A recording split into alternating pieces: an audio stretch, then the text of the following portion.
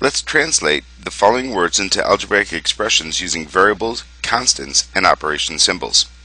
What is the value in dollars of 60 pounds of nuts if X pounds are priced at $1.27 per pound and the rest is at $2.15 a pound?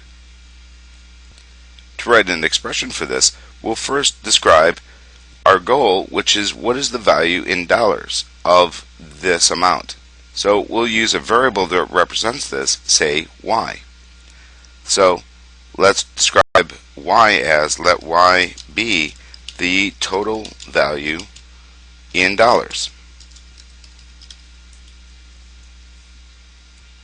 To understand the situation, what is the value in dollars of 60 pounds of nuts if X pounds are priced at $1.27 per pound and the rest at $2.15 a pound, let's use the following table. In this table, we'll represent different columns that represent different quantities and different rows as other quantities.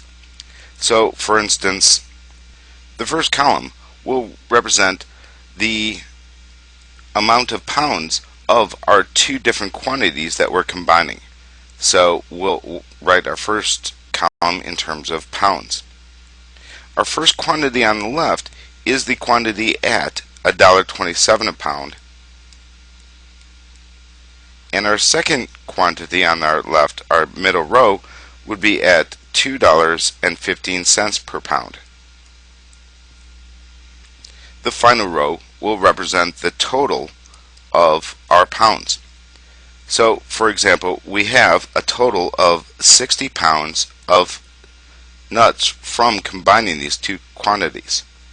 We see that X pounds is represented for our first one, $1.27 per pound, so we'll write an X here.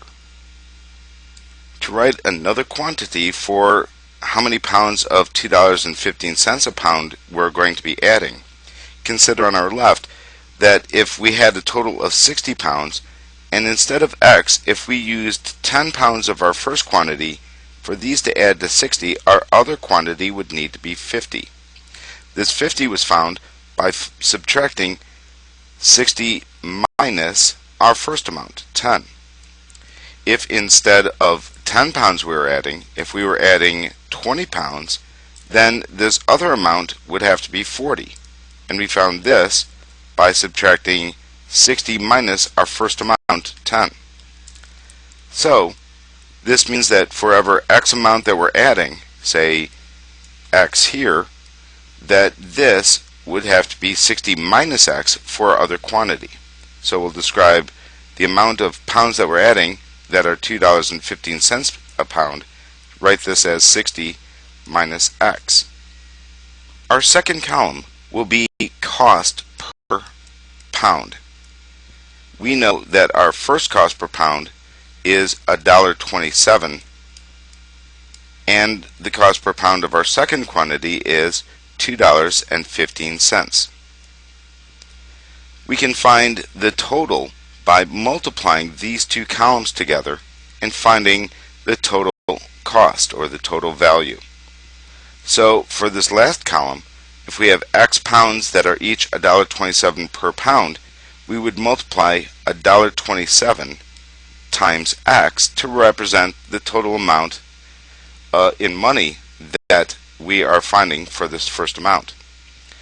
Using the same logic, our other row would be $2.15 multiplied by the total number of pounds would be 60 minus X in parentheses.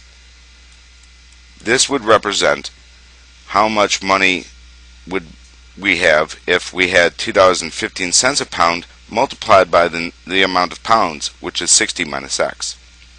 This total is what we're describing as our variable y. The total would be by adding these first two quantities together and would be our variable y. So writing this, we would have y is equal. Our first total would be $1.27 times X, or better yet, 127X, plus our other total would be $2.15 times 60 minus X. We'll write as 2.15 times 60 minus x. This would represent the total value of combining by adding x pounds at $1.27 a pound and the remaining 60 minus x at $2.15 a pound. So our final answer is y equals 1.27x plus 2.15 times 60 minus x.